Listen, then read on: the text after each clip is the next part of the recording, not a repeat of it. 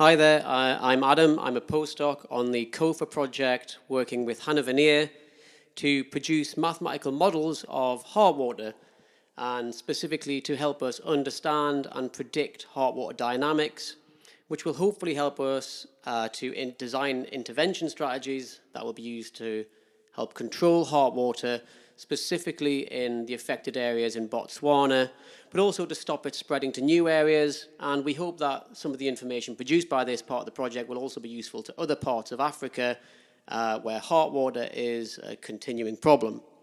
So when I was employed on this project, the first thing I did was look into the literature to try and see what had already been done. And I realized that there wasn't much already done regarding the modeling of heartwater compared to other tick-borne diseases. So what I want to talk to you today about is the first model that I built with Hannah, which was essentially just building this model to understand the fundamentals of heartwater and what drives variation in disease outbreak risk. Now, I know that there might be some of you, or maybe most of you, that aren't familiar with mathematical models. That's often the case with biological conferences. So I'm going to give you a bit of an introduction to what mathematical models are and why we would use them.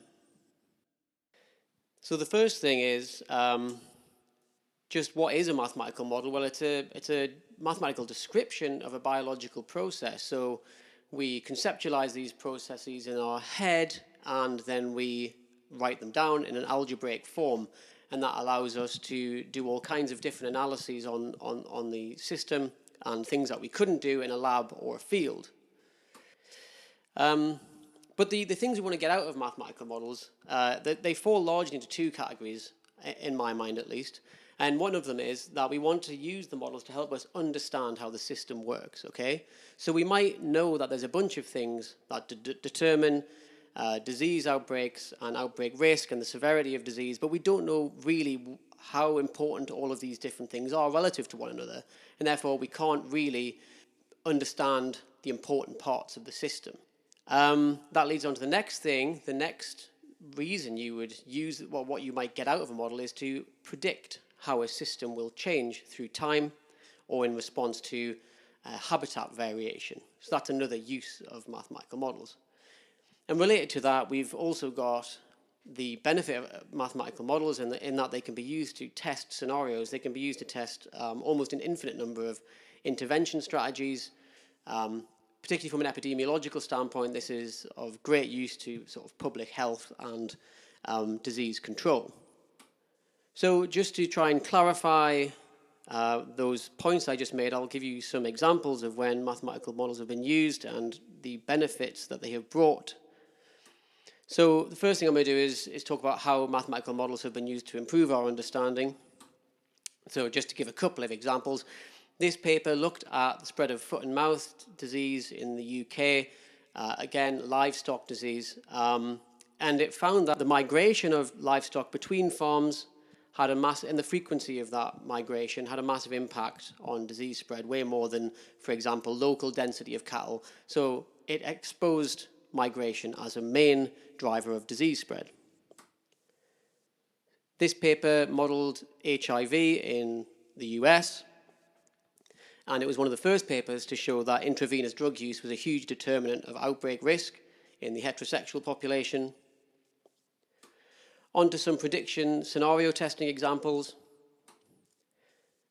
This paper looked at influenza, and it looked at sort of stratifying the population in terms of risk groups, so high-risk age brackets mainly, and looking at how you could implement social distancing to different extents based on risk factors and how you could optimize those social distancing strategies in order to reduce outbreak risk and influenza-related deaths.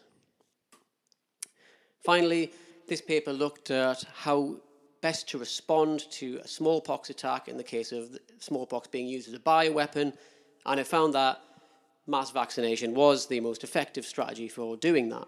So hopefully you've got an idea of what mathematical models can do in terms of helping us understand and predict a system, in particular disease systems. But you might, obviously, that doesn't tell you how you would go about building one. So I'll talk you through the basics of how to do that. There's going to be some maths coming up, but the point of this is not to understand the maths, it's just to see how the mathematical terms form the building blocks of the model. So one thing biologists like to do when they're going about designing a model initially is to build a life cycle diagram of the system they want to model. So the heartwater system, as encoded in the model I'm talking about today, looks like this. So we have a livestock population, we have a tick population. We have 3 different states at which the livestock can exist: susceptible, infected, and immune. And the ticks can exist as either susceptible or infected ticks. These arrows indicate the direction at which individuals can move, or the routes they can take to transition between the different categories. So cows can be born susceptible, which is shown by the arrow coming from the empty space towards the susceptible cow. The cow can then become infected by being bitten by an infected tick.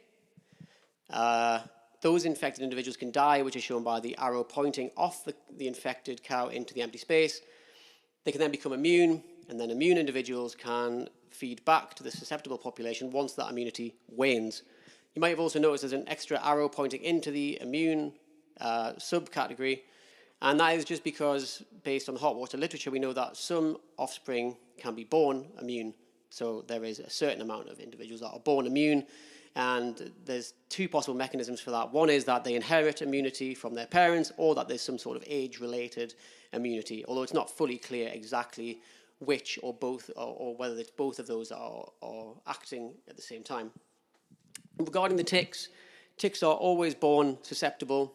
You can see that from the arrow coming into the susceptible group, and they can die if they don't find a host, which is the arrow coming off the susceptible group.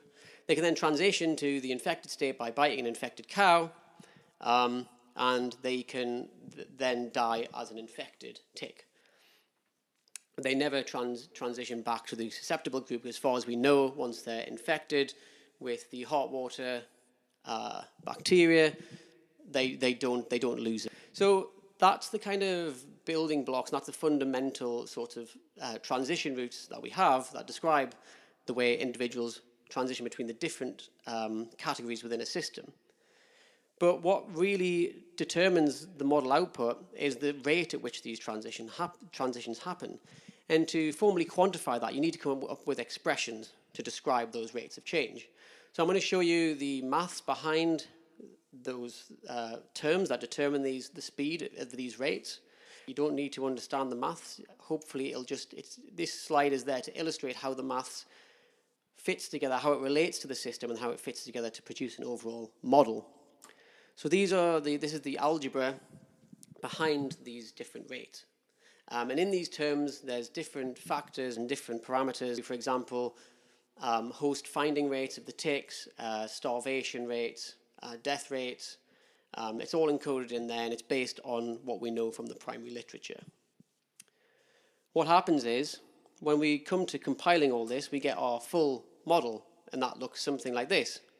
So as you can see, this is a set of what we call differential equations that describe the rates of change of the different subpopulations of individuals. And then we can use these to model actual populations.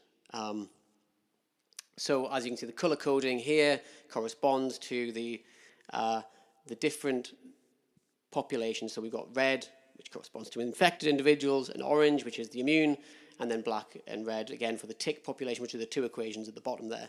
And that's the rate of change. So hopefully that just illustrates what the maths means and how it fits together to form these final equations, which can then go on and be analysed and tell us something we want to know about the disease system. So what are the advantages of this model over previous models? Well, although it might look quite complicated, it is actually fairly simplistic compared to a lot of other models. Now, that might seem like it's a drawback, but in some ways it's not, because it allows for us to sort of untangle the different role that each of the model parameters has in determining disease dynamics more easily. So as the model gets more complex, it's harder to analyze that model in terms of individual parameters, because it's hard to see what the effect of each parameter is. So that's one advantage of this model. It's simplistic and therefore can give us clear insight into the role that each parameter has. It also accounts for variation in host-seeking behavior. Now, this is quite an important one. So, heartwater, as you may or may not know, you probably do, but it's spread by amblyomma ticks, and they are active host-seeking ticks. So, unlike lots of ticks, especially ones we get in Europe, rather than just waiting on vegetation for hosts to come past so that they can latch onto them, they actively move towards hosts based on things like CO2 cues. This is important, and it's an important part of their life history, I think, because previously models have just assumed that the risk that hosts get a disease from a tick is based on how likely ticks are to find hosts, which is simply a product of the host population density and the tick population density. Now, that might be true for some species, but in species where ticks move actively towards hosts, their ability to find hosts is not only dependent on the number of hosts available, but how quickly they're moving towards them, how quickly they're detecting those hosts and therefore moving towards them. And because ticks are ectotherms, that dispersal behavior is likely to be highly dependent on short-term weather changes. So that means that that could lead to, if this host-seeking behavior is an important part of determining disease and outbreak risks, that could lead to rapid fluctuations in disease dynamics as we see short-term changes in or stochastic weather changes. So that's included in the model, and in previous models it hasn't been. Finally, Ehrlichia ruminantium is the Latin name for the bacterium that causes heartwater, and we know that other related species of bacteria can impact tick fitness. However, models don't ever account for this. So using this model, the main thing we wanted to use it for is to look at outbreak risks. And one of the main sort of metrics often used in epidemiological modeling studies is the basic reproductive number, which tells us a couple of things. Well, to define it first, actually, it's simply the number of new infections per infectious agent. So that's the sort of textbook definition of the basic reproductive number, or the R0 number. It can tell us two things. It can tell us whether or not a disease will spread through the population. It can also tell us how fast it will spread. So whether the disease will spread or not depends on whether the R0 number is below 1. How fast it will spread, simply, if it is above 1, it tells us that the higher the R0 number is, the faster it will spread. And that is also important because it determines how long we've got to respond to the disease threat. So when we determine the R0, it can be a simple calculation, but with vector-borne disease models and tick-borne disease models, it requires a little bit of mathematical skill. I'm not going to go into that now, but essentially we're rearranging the equations and we get an expression, so a separate equation, which gives us the R0 value. That equation is made up of parameters from the original model. So what we then need to do is we then need to analyze that expression for R0 to figure out which of those parameters are most influential on R0. And then we can say these parameters are most influential for determining disease outbreak risk and the spread of disease. So the way in which we do that is, or the way in which is often used, and the way that we use in this study, is to use a sensitivity analysis. So that essentially means to vary all the parameters involved in R0 and seeing which of them has the biggest impact on the R0 value. So here's a figure produced by the model of the sensitivity analysis. On the x-axis, we have the different parameters, and I'll explain what those parameters are in a second. On the y-axis, that is an index, but just think of it as the impact that these parameters have on R0. Don't worry about the different colored bars. They both tell the same story anyway. So the first thing you might notice is that there's two parameters here that clearly have the biggest impact on R0. So what are those parameters? Well, Q is the host finding efficiency. What I was talking about earlier, the kind of innate ability or efficiency at which ticks disperse towards hosts that they detect. The second one is the impact, the fitness impact of Ehrlichia ruminantium, not on the hosts, but on the ticks themselves. So you can see these two things are exactly the two things that I said previous models have neglected, and our analysis shows that, or based on our analysis, that we can see that these have a big impact on the R0 number. Okay, so we can see that from this figure here. What this figure doesn't tell us is the direction of the effect that these two parameters have on R naught. To do that, we need to plot the actual values against the raw values of R naught. And we can see here that Q, the host finding efficiency, has a positive impact on R naught. So as ticks become more efficient, if you look at the left-hand side of the graph, we can see that the red line falls below the blue line, which means that the R naught is below 1, which, as I said before, means that the disease won't spread through the population. So when the host finding efficiency of the ticks is low enough, the population is sort of safe from the outbreak based on our model results. But as that increases, the R naught increases rapidly and goes way above the threshold there, and that means the disease will spread. On the right-hand side, we see a slightly less clear trend, but still a trend nonetheless. And this shows that when we've got mu ti here, which is like I said before, the parameter that takes into account the fitness impacts on ticks of Ehrlichia ruminantium, we see there's a negative trend there. As you can see, the red line never crosses below the blue line. So the variation in this parameter can't bring the R naught below the threshold, but it can reduce R naught. So on to the implications of these results. Obviously, this is a preliminary model and it's not the finished article, but already we can start to see some of the things that some new things that maybe weren't considered or emphasized enough before. So we know that the outbreak risk is heavily dependent on tick behavior.